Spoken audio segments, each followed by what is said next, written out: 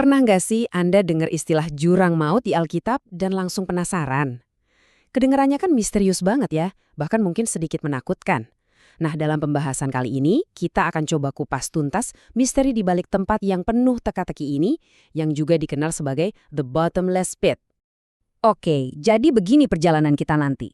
Kita bakal mulai dari sebuah visi yang dramatis banget dari Kitab Wahyu. Terus, kita akan bedah, apa sih sebenarnya jurang maut itu? Gimana Alkitab menggambarkannya? Dan yang paling penting, kita akan lihat gimana kemenangan Kristus atas tempat ini punya arti yang super dalam buat iman kita hari ini. Udah siap? Yuk kita mulai! Oke, kisah kita dimulai dari salah satu adegan yang paling bikin merinding mungkin ya di seluruh Alkitab. Ini adalah sebuah penglihatan akhir zaman yang jadi kunci buat kita ngerti apa itu jurang maut. Coba deh, bayangin sama-sama.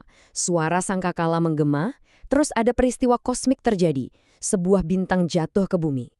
Tapi, ini bukan meteor atau benda langit biasa loh. Ini adalah sesosok pribadi. Dan pribadi ini diberi sebuah kunci. Kunci menuju tempat yang namanya lubang jurang maut. Nah, banyak penafsir percaya kalau bintang yang jatuh ini adalah setan sendiri yang dilempar dari surga. Kunci yang dia pegang itu bukan simbol kekuasaan, justru sebaliknya. Itu semacam izin terbatas buat dia untuk ngelepasin sesuatu yang luar biasa mengerikan dari dalam lubang itu. Dan ini langsung membawa kita ke pertanyaan utamanya. Setelah lihat visi yang dahsyat tadi, sekarang pertanyaannya jadi jelas banget ya. Sebenarnya tempat apa sih jurang maut ini?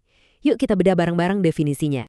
Kalau kita lihat teks aslinya dalam bahasa Yunani, kata yang dipakai itu abyssos. Dan ini penting, karena ini bukan cuma sekedar lubang di tanah ya, jauh lebih dari itu. Anggap aja ini sebuah dimensi atau alam lain, semacam penjara spiritual yang super gelap dan tak terhingga dalamnya. Dan yang menarik, kata spesifik abyssos ini ternyata muncul 9 kali di seluruh perjanjian baru. Kenapa ini penting? Karena dengan melacak di mana aja kata ini muncul, kita bisa mulai menyusun kepingan-kepingan puzzle buat dapat gambaran utuhnya. Oke, sekarang waktunya kita jadi detektif teologis. Kita bakal lacak 9 kemunculan abyssos ini, dan kita akan temukan kalau ada 3 fungsi utama dari tempat ini di dalam narasi Alkitab. Jadi, kalau kita lihat 3 petunjuk ini, polanya kelihatan jelas banget kan? Abyssos ini secara konsisten digambarkan sebagai tempat khusus untuk entitas-entitas jahat. Dia jadi penjara buat iblis, jadi tempat asal sang antikristus, dan pada akhirnya jadi tempat di mana setan sendiri akan dikurung. Singkatnya, ini adalah pusatnya kegelapan. Tapi tunggu dulu. Penjara ini ternyata ada rajanya. Kitab Wahyu nyebut namanya Abaddon, atau dalam bahasa Yunani Apollyon, yang artinya si perusak. Dialah raja dari pasukan belalang mengerikan yang keluar dari lubang itu, dan banyak yang mengidentifikasikannya sebagai antikristus itu sendiri. Jadi jelas ya, tempat ini bukan cuma penjara pasif, ini adalah sumber kekuatan jahat yang aktif. Oke, kita udah lihat betapa gelap dan ngerinya tempat ini.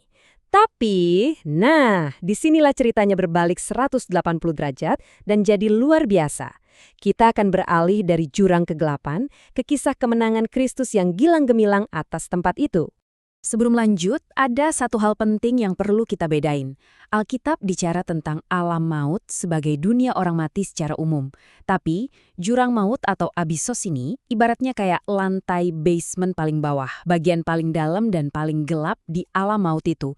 Anggap aja ini markas besarnya kuasa kegelapan. Dan disinilah letak kehebatannya. Setelah Kristus mati, dia nggak cuma diam, dia turun langsung ke jantung pertahanan musuhnya. Dia memasuki abyssos bukan sebagai tawanan yang kalah, tapi sebagai sang penakluk. Dia menghadapi kegelapan langsung di kandangnya sendiri. Makanya, kebangkitan Kristus itu jadi bukti pamungkas. Itu adalah deklarasi kemenangan yang total. Bayangin aja, jurang maut, penjara dengan keamanan maksimum yang dirancang buat ngurung kekuatan jahat paling kuat sekalipun, ternyata nggak sanggup menahan dia. Dia ngejebol penjara itu dari dalam dan keluar sebagai pemenang. Nah, ini semua bukan cuma cerita teologi yang rumit dan jauh dari kita. Kemenangan Kristus atas jurang maut ini punya dampak yang sangat langsung dan praktis buat hidup kita sehari-hari. Yuk kita lihat gimana ini bisa mengubah segalanya. Ini dia pertanyaan puncaknya. Terus kenapa? Apa urusannya kisah kuno tentang lubang misterius ini buat kita yang hidup di tengah kesibukan zaman modern? Jawabannya, ternyata jauh lebih personal dan kuat dari yang mungkin kita bayangkan. Begini artinya buat kita, iman kita itu bukan pada seorang guru yang baik saja, tapi pada seorang penakluk sejati yang udah mengalahkan musuh terbesar kita, kematian dan kegelapan. Ini artinya, kita dibebaskan dari cengkeraman rasa takut akan maut. Dan lebih dari itu, kita diberi kuasa untuk nggak cuma bertahan, tapi juga untuk jadi cahaya di tengah dunia yang kadang terasa gelap. Pada akhirnya, semua ini bermuara pada satu pilihan sederhana.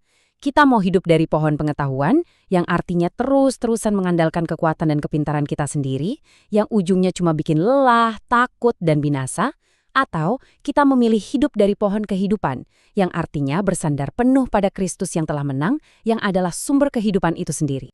Dan ini membawa kita kembali ke titik awal dengan begitu indah. Ingat kan, cerita kita dimulai dengan bintang yang jatuh, yaitu setan.